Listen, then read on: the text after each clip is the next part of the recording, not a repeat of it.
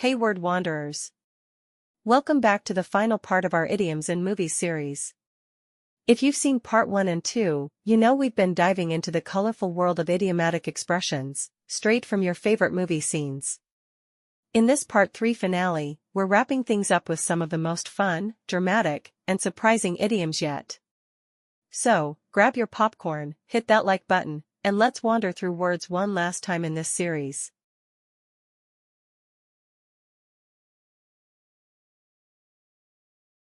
Come on, baby, come on, come on, come on. Yes. Hey, it worked. All right. Easy money. Come on. Yes! Yeah! Piece of cake!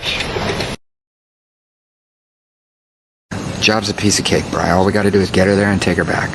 Inside the hall, they got their own people. Okay. Okay? Yeah. It's good to see you, man. Look at you. You look great, man. You too. Are they toughing you up in there? No. It's a piece of cake. Piece of cake. Please pick up the white courtesy book. She's gonna leave the briefcase near the escalator. You make the pickup. Piece of cake. We're not breaking in anywhere. Not anywhere, Stu. My house. It's a piece of cake. I know every square inch of this place.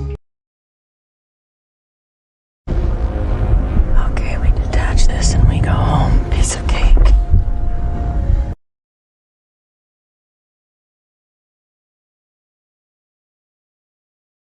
So in the end, was it worth it? It's lockdown time. Jesus Christ. How irreparably changed my life has become. It's always the last day of summer and I've been left out in the cold with no door to get back in. In the winter of 2006, Marshall, Lily, Robin, and I were all deep in couple hibernation mode. Sadly, this left Uncle Barney out in the cold. Okay, all-night rave, abandoned tire factory in Newark. We're on the list. Who's in? No. I spent an hour signing non-disclosure forms, I did a quick outplacement polygraph, I turned in my credentials, and I walked out on the only job I've ever really had. And now, right now, I'm getting the very distinct impression that you changed your mind, kept your job, and left me out in the cold. They kind of begged me to stay. Becca! Oh, give it a rest. Me taking this cure is the best thing that'll ever happen to you. Don't do anything stupid. Admit it. You don't want human Elena running back to Stefan whilst you're left out in the cold again. Go on, Damon. Tell me why you want Elena to have the cure. Would you say my indictment was responsible for McAndrews Communications losing that deal? Why does the court permit this? You used her, didn't you? You used her. And you sacrificed her. To sabotage the deal your father was completing with McAndrews. With whom you had a long personal relationship. It could have left you out in the cold. These are not questions. All right, but this is.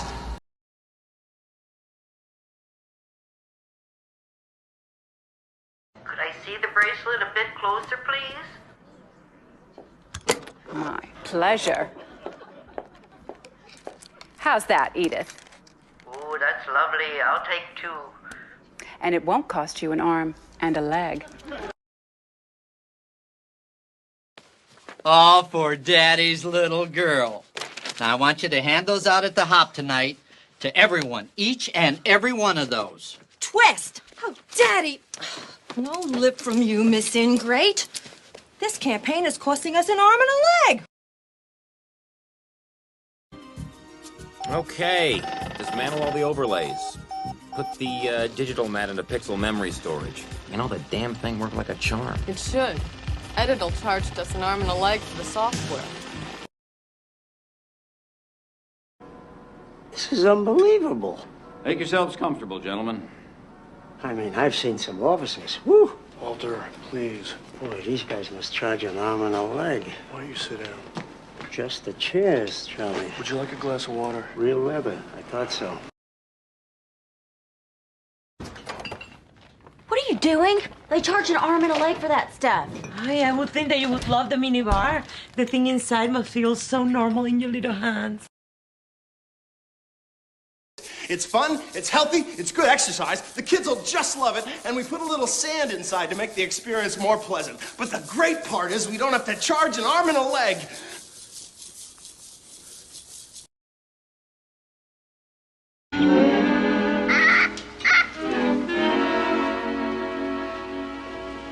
They're charging him an arm and a leg, and he lets them walk all over him.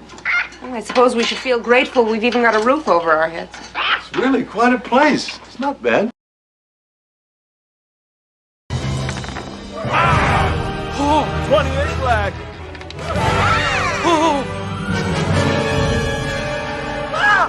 Oh, no, you don't. Last time you gambled, you lost an arm and a leg. Literally.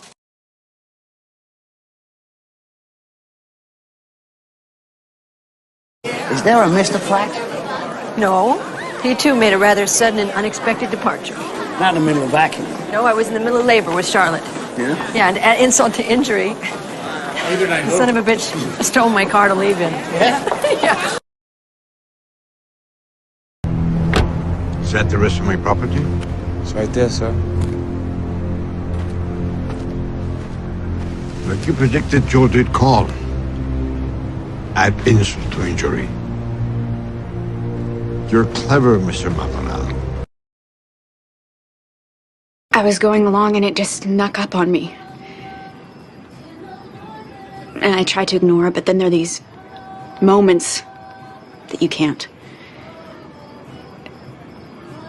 Maybe I was reading it wrong. And to add insult to injury, it all went down at tonight's tribute to romantic bliss. And most of her limbs work, whereas I'm stuck in this thing day and night in a house full of ramps. And to add insult to serious injury, I've totally given up smoking. My favorite thing. Can I see your identification papers? How dare you!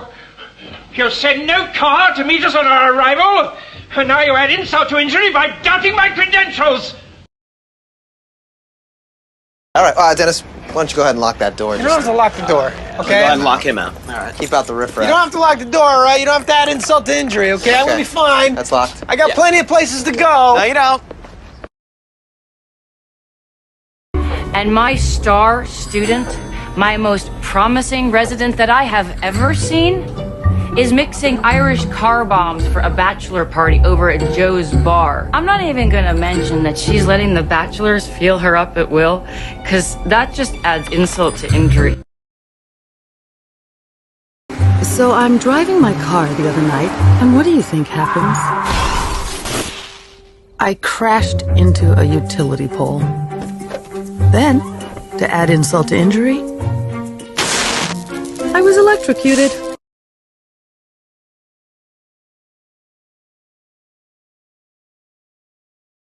You gotta start listening to me, Snick. I got connections around here. If you need anything, I'm the man to see. And you can't just be walking around town without knowing the ropes. You take the wrong street, you're dead, pal. Stop the car. Dad, how could you lose the house? I didn't lose the house. I sold the house. I had a very good business opportunity and I took it. I hope it's not shrimp. No, it's not. It's nothing fly by night. I have a partner. I have a really good partner who knows the ropes, and I'm going to be working under them. Did you have a band in Cuba? Yeah, Havana Melody Boys. Huh? We used to slaughter them more than a cow. With a first-class arranger, someone who knows the ropes, we'll set New York on fire. Oh, man. Where are you going to find an arranger like that? I'm telling you.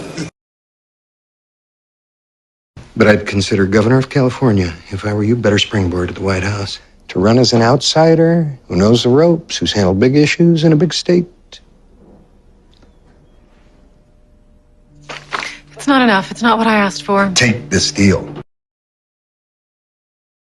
Well, I don't want to say it, but what am I supposed to do? I'm in for £40 odd. £40? Well, looking on the bright side, at least I know the ropes in here. Don't worry about me, Amy. A little rest will do me good. I shall do very well here. Frenchie? Hello. Hi. Thanks for meeting me. Oh, listen, when your cousin Sandy told me you were coming to school in America, I said, Sandy, any cousin of yours is a cousin of mine. Yes, she did say you were the one who know the ropes around here. Oh, ropes are my specialty. You know, a big house like this is always in need of someone who knows the ropes. You mean you've served in a house like this one before? This may come as a surprise to you, ma'am, but we in fact used to work here. Here?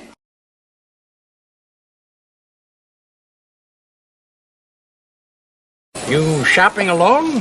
In New York? Sir, I'm afraid of my own shadow. Well, I was just checking. That's very responsible of you. Oh, well, thank you. My pleasure. That'll be $23.75. I'm just having trouble with the patient. That isn't like you. Why? He's scared. He's afraid of his own shadow. Hey, Freck. The most dangerous kind of person is the one who's afraid of his own shadow. What is that supposed to mean? I'll tell you what it means, Freckles. It means that if you take too much of that stuff, you not only start seeing and feeling buggy bugs all over you, but you start talking like and no one can understand you. What say you, Walsingham? Your Majesty. I say a prince should rather be slow to take action, and should watch that he does not come to be afraid of his own shadow. And where were you when he needed help? Where? Afraid of your own shadows. All I hear are their complaints and their excuses. You know what I think? I think they've become afraid of their own shadows. I have a mind to go north myself. I lead the army.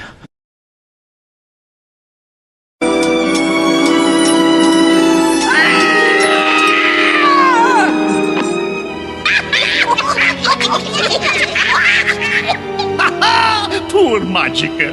She's still afraid of her own shadow.